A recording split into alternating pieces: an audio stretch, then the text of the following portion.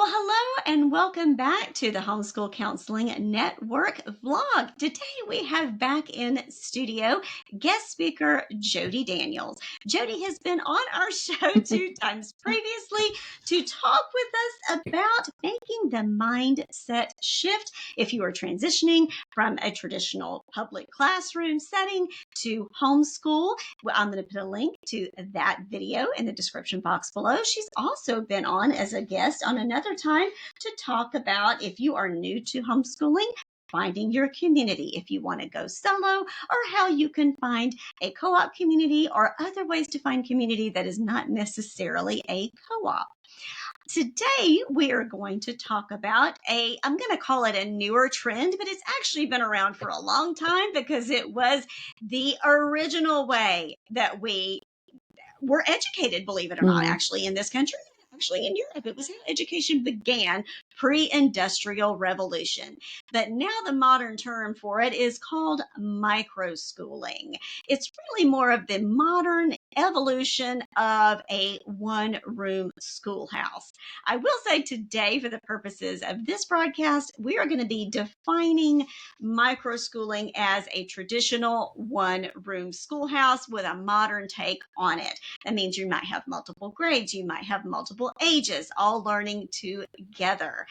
Lately, I will say, and I know you've seen this too, Jody, especially since post-pandemic, the term microschool has been put out there and kind of capitalized on by several different companies who are marketing their services of here, let us help you start your own micro school, when actually it's more of like, here, let us help you start your own private school where you can just have smaller numbers of classrooms. That's not really what a traditional micro school is. But today, Jody is going to share her experience. She's a homeschool parent who has graduated 5 kids and helped grad her own personal 5 kids and has graduated so many others. But she is also the founder of a micro school right here in the DFW area, formerly known as Lift, Learning is Fun Together, currently known as Learning Lighthouse. So welcome back, Jody. Can you tell us a little bit about your experience founding a micro school? Well, thank you, Kimberly, and I appreciate you having me on. And when I first started kind of branching out in this direction, I actually didn't even know the term microschool. I just saw that there was a school near us that was charging $15,000 a year. And I said, you know what? They're doing the same type of hands-on discovery and interactive learning that I did with my kids at home. And people don't have most people don't have $15,000. Yeah, right. And so I Especially approached a friend. We actually did a co-op together, and I'm going to give credit to Jessica Hulsey, who wrote co-authored Konos curriculum, because that is what we used. And it's a fabulous option because it really creates the thinking skills and it's the experiential. And so the reason I'm bringing that up is because not only was she the inspiration for me in how I taught my kids, but she was also she had 3 boys. And so she was also how I learned multi-level, how you can, have multi-age. And, like we were talking about, you have the basically you start out here, and as they get, the younger ones kind of drop off and you keep going with the older so that they can get deeper. Right. And you stick, so you can do the same topics, particularly science and history would be the main, because the other subjects would be individual. So sure. I approached a friend of mine who we had co-op together with several other families using that curriculum. And I said, hey, why don't we do this? And we'll do for elementary, so there's a place to drop off your elementary kid for a few hours. And we can do this with them because we had years of doing it with our own kids, and our kids were older then. And there was no place for elementary kids really to get dropped off, just, for a few hours like that.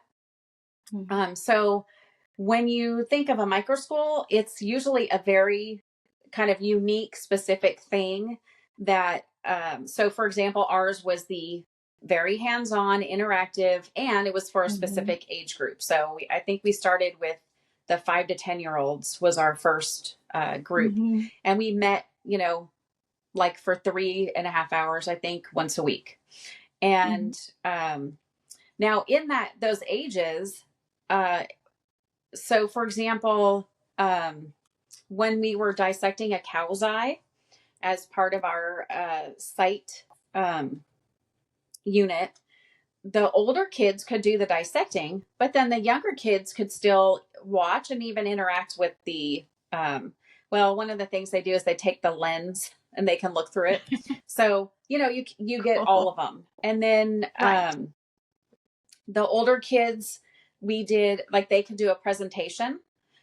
Their presentation would be a deeper, a little more research, a little longer, whereas the younger kids would just have a shorter, it depends on the age too. I mean, a 5-year-old, Sure. You're just having them tell you what they know about something. They don't necessarily have it written down. Right. And we did things like dressing up as a historical character, and they would tell us about the character. That all the ages were able to do that. So in having the one-room schoolhouse, the kids, even the younger kids, got more out of it because they were hearing from the older kids. And so it enriches the experience for all the ages. If you have only 5-year-olds or only 10-year-olds, you get that 1 degree of information and interaction. So it does enrich and really increases their abilities in interacting and processing information. So younger kids will actually move further faster when they have older kids around, because they'll pick it up as opposed to only being with their own age group. Yes. So much learning is actually happening that you don't even realize, just where you can have, like, as you said, the younger kids might be dropping off as the older kids go deeper. And the younger kids might be over here playing with Legos or doing something else. And you think, they're just playing. They're not getting anything out of it. No, not necessarily true. They're getting that auditory learning out of it as well. And you'd be amazed. They might just pipe up with a comment with something that they have picked up on. Yes. So it's I think they call these subjects now, again, I just have one, but family style subjects, they do this way. A lot of times, like Story of the World is an example for history that you can use for that. Or I think Not Consumed has a lot of these family style subjects as well. Yeah. But it's like family style learning in a way. Yeah. So, I mean, we called it multi-level, but it's the same. I mean, it's the same term. And so if you are thinking about, let's say that, like, a micro school that could be based on nature, where people, they want to be out in nature while they're doing school. You could have a micro school based on a particular curriculum. I mean, it's really flexible, and it's the people who, typically it's the parents that decide what's going on, and whether they teach or they hire someone to teach. You can really personalize and fine tune your child's education that way. Yes, and this is where, if you are an experienced homeschooler, you can start your own micro school. You can do the teaching yourself. You can bring in other parents. So you could also, like you said, hire teachers to do it for you. A group of parents could come together. If you're working and you can't homeschool your child yourself, you can definitely do that. Can you kind of tell us, though, because this is a lot of times new homeschoolers are wanting to know about the different options that they've got out there. And first of all, let us take a sidebar and give a caveat to make sure that you know your state's homeschool laws, and make sure that you are following your state's homeschool laws. And our go-to place for that is the Homeschool Legal Defense Association, hslda.org. I will put a link to that in the description box below. But when you're describing this, a micro school, what is the true difference between, let's say, a micro school versus a traditional co-op? So a micro school versus a co-op. So a traditional co-op, the ones that I've been a part of, I think would be similar in that the parents are the ones, they're the impetus for deciding what type of activities, what type of subjects you're doing, that kind of thing. But the parents are definitely staying there and doing all Okay. of the serving and all the Right. roles. A Right. micro school, I mean, it's got some similarities, but Mhm. I think it would be different in that you might only have one or two parents teaching, or it might be that parents are hiring a teacher. I Okay. know there is one um, place around here where the parents wanted something to keep going, and the church that Mhm. had been sponsoring it decided they couldn't keep doing it. And so they Mhm. found another location to meet and they hired teachers. The parents got together to do that and just kind of kept the Okay. thing going that they liked. And they wanted Right. that. They met once a week. It was only enrichment, and they had that, vision for their kids, and they kept that going. And then there's another actually kind of similar to what I'm doing, but another homeschool mom I spoke to, and she just saw a need in her community for an option that wasn't the typical classroom, or whether public or private, bigger Mhm. school. She saw that there was a Mhm. need in her community for the smaller group and the multi-level family style learning for others. It's not even for her kids. It's and she found two teachers. One was very hands-on, um, had been a teacher for years. Another one is a special ed specialty Oh, in learning differences and that kind of thing. And so she hired those two ladies to take on this group.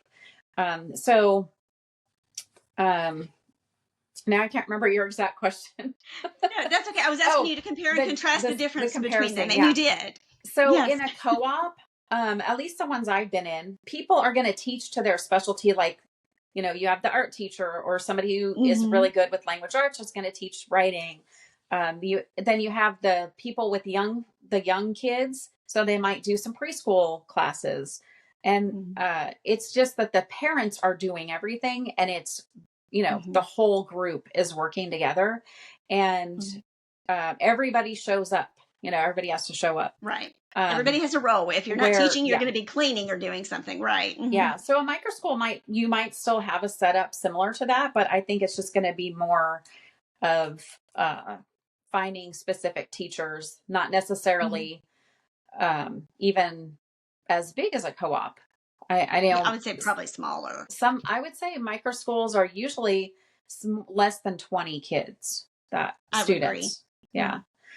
Mhm. And that gives the parents a little more say in some of it, but also allows them to be hands off if that's Mhm. not their thing, and they just find Mhm. somebody they trust to take care of their child's education. Then they're Mhm. kind of letting go. They're paying tuition and supplies or whatever, but they're kind of letting go of that, which is a lot of families now are both parents are working. And so that's a, Yeah. a really big deal is they still get that small homeschool feel Mhm. without having to be the one providing it directly. Co-ops are Yeah. definitely more parent involved. Mhm. I know the big one locally that's been around for a long time, they actually do allow you to drop off your teen. You kind of sign a waiver type thing that gives the Mhm. school oversight. But so Mhm. that co-op has been through huge changes in the outside world, but it was set up so well that they've been able to just keep going and adapt, and they're still going Okay. strong. I think they now have 200 students, and it's a Wow. co-op. So yeah. That's That's still quite big, I would think. Of course, Yeah. what I know, the co-op that I was in when we first started, because we started when our son was in first grade. He Yeah. did a little private pre-K and a private kinder, and then I realized, well, okay, I enrolled him in public school and panicked and pulled him Yeah. out really quick and decided to do this within a month span. Don't do that. Don't do that. You have plenty of time. You have all the Yeah. time in the world. Don't panic the way I did. But the little co-op we had was a group of, I think it was like 6 moms. Now it Yeah. was probably easy 20 kids because they had several Yeah. children. But yeah, we disbanded. Everybody moved. So they But I wanted mean, land. that's the kind of co-op that I was in, originally. And it Mm-hmm. would be like 5 or 6 families. And I mean, Yes. that's a natural, pretty good number to have, Yeah. enough adults, and then the kids have Mm-hmm. friends, and it's Mm-hmm. not, one mom trying to do everything. Right. So yeah, and a micro school typically, I think you're probably going to pay. I mean, Mm-hmm. that's Yeah. because you're usually hiring somebody or paying, paying for something. And the biggest challenge really is the building costs. So with a Mm-hmm. micro school, you can also be either um, a lot of places around here, church buildings will let homeschoolers use their building because it's empty during the week anyway, Mm-hmm. and they might consider it a ministry, or they might help, maybe they do pay a little bit of something, or and when we were using a building, we were also doing their air conditioning and electrical and plumbing and things for them because we had those skills available, and they Right. were a very small congregation with us, still had a big building. So that was like, benefited both of us. Mm-hmm. But uh, if you have a micro school that you could fit in, like we have Meet in My Home now, Mm-hmm. and that takes away tons of building costs Yes, because that's the most expensive thing, really, is the building. it really is. So it allows you to fine tune. Plus, if I was trying to do this in a building, I couldn't. I mean, a lot of parents again would be in the boat where they couldn't afford it because of the Right. cost, the added cost. But if we Yes. do it here, keep it small, it benefits the kids, but also allows the parents to be able to have their kids in the education style they want without, having to get a second, third job. Yeah, for real. For real. I mean, it's kind of something similar in therapy now. Like most therapists that I know, very few have brick and mortar practices anymore because if anything Yeah. good came out of COVID, I will say it was the explosion of insurance being able to cover telemental health and telehealth. Yeah. So when I had a private practice back in Georgia, my very dear friend who shared office space with me, she completely shut her brick and mortar building down, and she just does all telemental health now Yeah. because why pay the overhead, and she can see fewer clients. Yeah. So, and she just does it from her home. So Yeah. yes, there's same kind of thing is when you're able to cut that overhead. So if you are a parent looking for starting a micro school, like if you wanted to be the teacher, these are some things to definitely take into consideration. Yeah. If you are a group of parents coming together to want to hire teachers, then, and these are obviously other trusted parents, and the parents and the families really well, then you could choose to have that done. You could maybe even trade off in your homes. Like these days a week we Yeah. go here and these days a week we go there. There Cut is that people overhead for doing the, that. There's definitely okay. people doing that. There's also teachers that by profession are teachers that want to come out of the bigger system for Mm-hmm. sometimes it's because they have young children, they want to be able to be with them. Sometimes it's just they've just grown to where they don't want to deal with as much of the system part, and they just want to focus on teaching. So I've Mm-hmm. seen a lot of that too, where teachers are looking for a group of families that want to be taught. And so there's a lot of that going on around here too. So, It's true. yeah.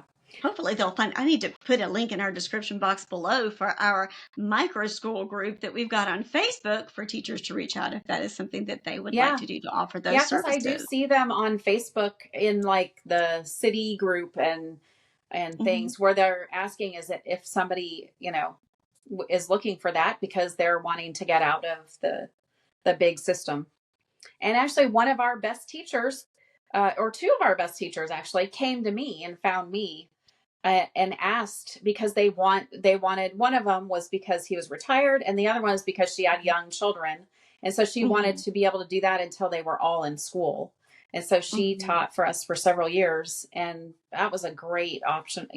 She benefited us greatly, but also benefited her and her little girl because she didn't have to leave her. She could leave her at home with the babysitter for a couple of hours instead of in daycare for 40, 50 hours. So, I Yeah. mean, it's definitely, there's a lot of that kind of stuff going on with, and really the whole, education is changing. And Yes. the style we have now is so, it has only been around for a short time Mm-hmm. comparatively. And Mm-hmm. we found, okay, this is not the best system. It Mm-mm. doesn't work for enough people, and it's not It set doesn't. up for individuals. It's more about the system than the individual. So, that's why so many people are leaving, is because they're Mm-hmm. realizing Mm-hmm. I can meet my kids' needs way Mm-hmm. better in a different Mm-hmm. way. And I mean, if you look at it as the system, versus the results. Right. That's why so many people are going to micro school or just any, those alternatives, is because we can treat people as individuals and really meet them where they are and give them specific environments or specific type of lesson, that kind of thing.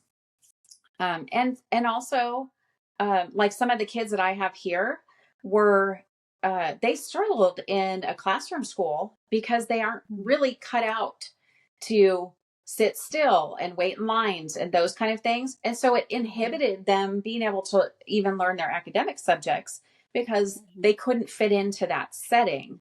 Whereas in a micro school, you can give them the setting where they're still learning, even if they need to move around. And I mean, they can learn to line up at some point. But that's not the priority, It's really And not. It's like, thanks, Prussia. yeah, I mean, we have kids learning, they're sitting on, we like to use the exercise balls as, sometimes they're sitting on them. Sometimes they're laying upside down on them with their book. It's just giving them, because that's how their brain actually continue, that vestibular part of your brain. It needs to, you need to be upside down, rolling around, going on swings, like all of that.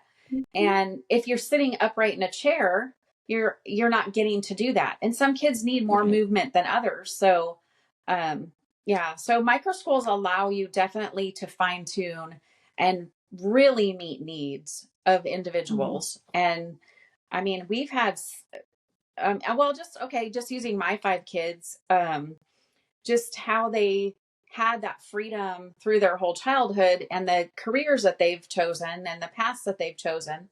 They've I think we did talk about this earlier about being confident and trying new things. And it took some of the limits off because they weren't being, restricted or put down in some ways that you can when you're just in a big group of kids. And so they're a little more willing to explore and maybe even, fail at something to learn something new. And you want to give your kids that environment so that it a friendly environment, a relaxed environment for them to learn in. And I mean, a couple of them are in pretty high paced, intense environments now, but they can handle it. They're, because they chose their path. And so I'm trying to think of, so like one thing that we did as part of the micro school experience is we do different things with, like the kids will ask us to do things. So they wanted to do teacher for the day. So we used to do teacher for the day for that, that group of kids. And so they had a skill they were going to teach the group. And so they each, did something. Yeah. Yeah. I should probably bring that back because we haven't done it in a while. And then I had another group, they really loved to bake. And so so we started having a dessert contest on the holidays. But I mean, that was their choice. They wanted to do that. And one of the kids always wanted to have smoothie day. And so he'd bring all the stuff, the blender and everything, so he could make smoothies for everybody. So just letting them have that initiative and having some of that say, well, because the group is small enough, you can let those kind of things, naturally occur. And that's part of what they need, the confidence building and being willing to try things and do things. I mean, I just think you can't really duplicate that in the big setting with, multiple kids with one adult. You can't let them have those freedoms. You have to, you just have to contain things. So,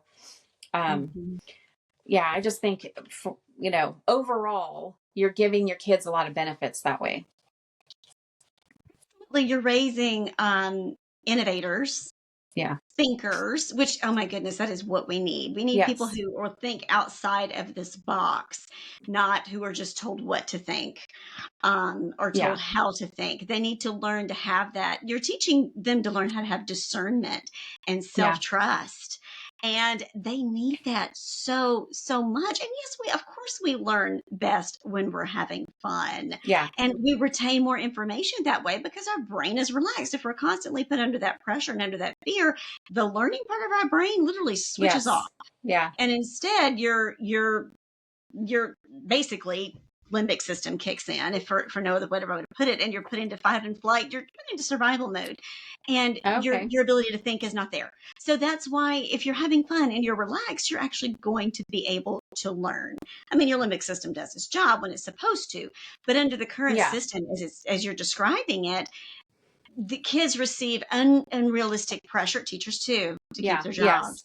Unrealistic pressure for you must meet these test scores, which really mean nothing at the end of the day. Where's the validity in these Yeah. scores? What are you doing with this info? And it's all attached to funding. And we could go down Yeah. that rabbit hole Yeah. all day, but let's just don't. Let's just Yeah. don't, because we could be here all day.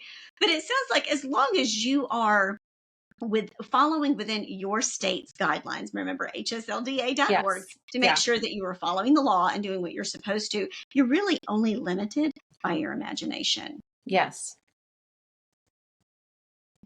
Well, Jody, thank you so much for coming on and telling us all about your experience as a homeschool parent, your experience homeschooling others, as a pioneer, I would really call it, in launching a micro school, because what's coming out now is micro schools. They can use the term, but much like anything else, that term it's the hot topic and the hot Yeah. ticket right Yeah. now. It really is. But the true micro school is that one modern day, one room schoolhouse. I say definitely 20 or less students. I would say, I believe Yeah. I even saw that definition somewhere once upon a time, Yeah. a couple of years ago.